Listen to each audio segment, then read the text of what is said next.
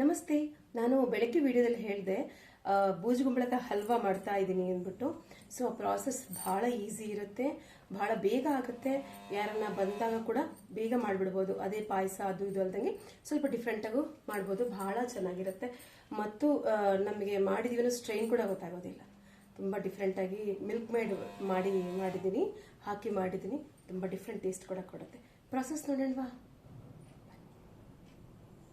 ಮೊದಲು ಬೂಜುಗುಂಬಳಕಾಯಿನ ಒಂದು ಬಂಡೆ ಒರೆಸ್ಕೊಂಡ್ಬಿಟ್ಟು ಅದ್ರ ಮೇಲೆ ನಾನು ಇದು ತೆಕ್ಕೊಂಡಿದ್ದೀನಿ. ಯಾಕೆಂದರೆ ಪ್ಲೇಟಲ್ಲಿ ಇಟ್ಕೋಬಾರ್ದು, ಕೆಳಗಡೆ ಬಂಡೆ ಮೇಲೆ ಮಾಡ್ಕೋಬೇಕು. ಅದು ತೆಗಿಬೇಕಾದ್ರೆ ಚಾಕು ಚುಚ್ಕೊಳ್ಳೋ ಚಾನ್ಸ್ ಇರುತ್ತೆ, ಅದಕ್ಕೋಸ್ಕರ.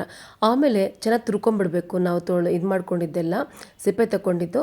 ಈ ನೀರನ್ನು ತೆಗೆದು ಆ ಸಿಪ್ಪೆ ಮಾತ್ರ ಬೇರೆ ಮಾಡಬೇಕು. ಇಪ್ಪೆ ಬೇರೆ ಮತ್ತು ನೀರು ಬೇರೆ. ಈ ನೀರಿಗೆ ಸ್ವಲ್ಪ ಮಿಕ್ಕ ಮೇಲೆ ಇದು ಹಾಕ್ಕೊಂಡು ಉಪ್ಪು ಹಾಕ್ಕೊಂಡು ಕುಡೀರಿ, ತುಂಬ ಚೆನ್ನಾಗಿರುತ್ತೆ. ಹೆಲ್ದಿ ಕೂಡ. ವೇಸ್ಟ್ ಮಾಡಬೇಡಿ, ಚೆಲ್ಲಬೇಡಿ, ಆಯಿತಾ?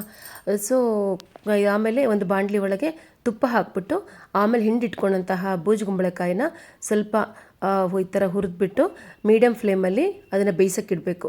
ಅಷ್ಟು ಬಿಟ್ಟರು ನೀರಿರುತ್ತೆ, ಆದ ಕಾರಣ ಆ ನೀರಲ್ಲಿ ಅದು ಬೇಯುತ್ತೆ. ಬೆಂದಾದಮೇಲೆ ಮತ್ತು ತುಪ್ಪ ಹಾಕಿ ಅದಕ್ಕೆ ತಕ್ಕಷ್ಟು ನಾವೇನು ತೊಗೊಂಡಿರ್ತೀವಲ್ಲ, ಒಂದಕ್ಕಂದರೆ 2 ಲೆಕ್ಕ ಸಕ್ಕರೆ. ನಾನೇನು ಮಾಡಿದ್ದೀನಿ, 1 ಸಕ್ಕರೆ ಮತ್ತು 1 ಮಿಲ್ಕ್ ಮೇಡ್ ಥರ ತೊಗೊಂಡಿದ್ದೀನಿ. ಸೊ ಅವೆರಡು ಮಿಕ್ಸ್ ಮಾಡಿ ಹಾಕಿದ್ದೀನಿ. ಟೇಸ್ಟ್ ಚೆನ್ನಾಗಿರುತ್ತೆ ಮತ್ತು ಸ್ವಲ್ಪ ಗಟ್ಟಿನೂ ಬರುತ್ತೆ, ಚೆನ್ನಾಗಿರುತ್ತೆ ಅಂತ ಹೇಳಿಬಿಟ್ಟು ಇದಕ್ಕೆಲ್ಲ ಇದನ್ನು ಚೆನ್ನಾಗಿ ಕಲಿಸ್ಬೇಕು. ಇವೆಲ್ಲ ಸಿಮ್ಮಲ್ಲಿಟ್ಟೆ ಮಾಡಬೇಕು. ಆಮೇಲೆ ಮತ್ತು ತುಪ್ಪ ಹಾಕಬೇಕು. ಕೆಲವರು ಅಟ್ ಎ ಟೈಮ್ ಹಾಕ್ಬಿಡ್ತಾರೆ, ಆ ಥರ ಹಾಕಿದ್ರೆ ಚೆನ್ನಾಗಿರಲ್ಲ. ಅವಾಗವಾಗ ತುಪ್ಪ ಹಾಕಿದ್ರೆ ಚೆನ್ನಾಗಿರುತ್ತೆ.